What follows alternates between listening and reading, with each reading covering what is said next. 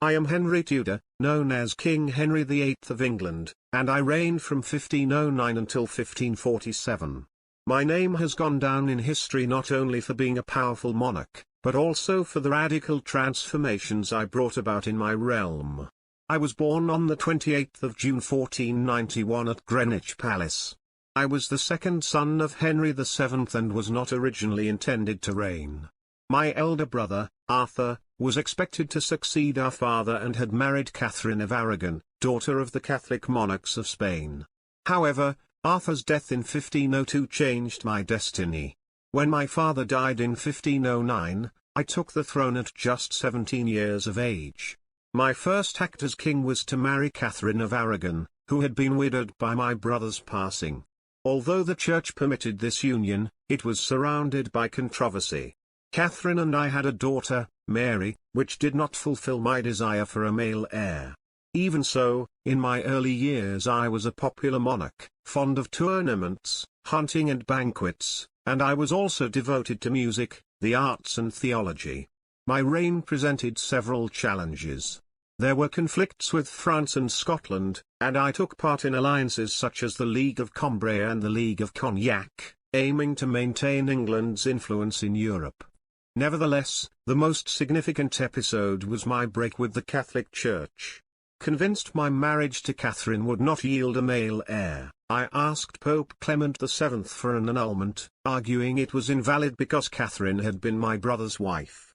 Yet the pontiff refused, pressured by Emperor Charles V, who was related to my wife. Faced with this refusal, I made a decision that altered England's course. I broke with Rome and proclaimed myself supreme head of the Church in my kingdom. Thus began the English Reformation, backed by the Act of Supremacy of 1534, which made me the highest religious authority in the land. This not only allowed me to divorce Catherine and wed Anne Boleyn, but also led to the dissolution of the monasteries. Their assets were transferred to the crown, providing me with great wealth and strengthening my power over nobles and clergy alike. The matter of my marriages became a defining feature of my personal history. Altogether, I married 6 times. Following the annulment of my marriage to Catherine, I wed Anne Boleyn in 1533.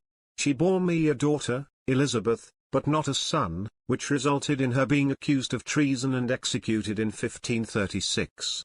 Shortly afterwards, I married Jane Seymour, who finally gave me the much-desired son, the future Edward VI, although she died soon after childbirth.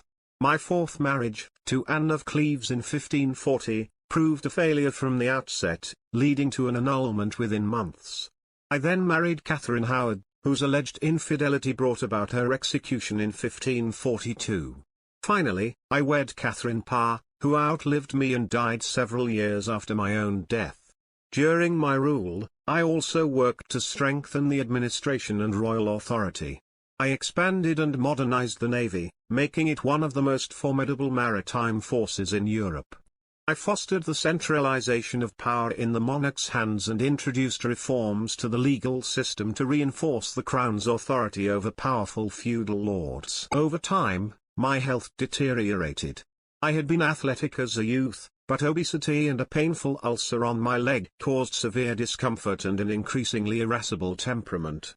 Courtiers grew fearful of incurring my wrath, as I became distrustful and inclined to deal harshly with those I deemed disloyal. I died on the 28th of January 1547 at Whitehall Palace. My son Edward VI succeeded me, but he died young, plunging England into a period of instability. Even so, my legacy endured. The English Reformation became firmly established, transforming both religion and politics in my kingdom, and many of my decisions left an indelible mark on the country's history. Some view me as a ruthless tyrant, others as a visionary ruler who consolidated the monarchy.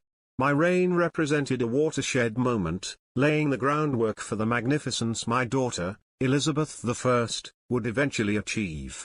Today, I am still remembered as the king who defied the Pope, married 6 times and forever changed England's course, demonstrating how one man's choices can shape the destiny of a nation.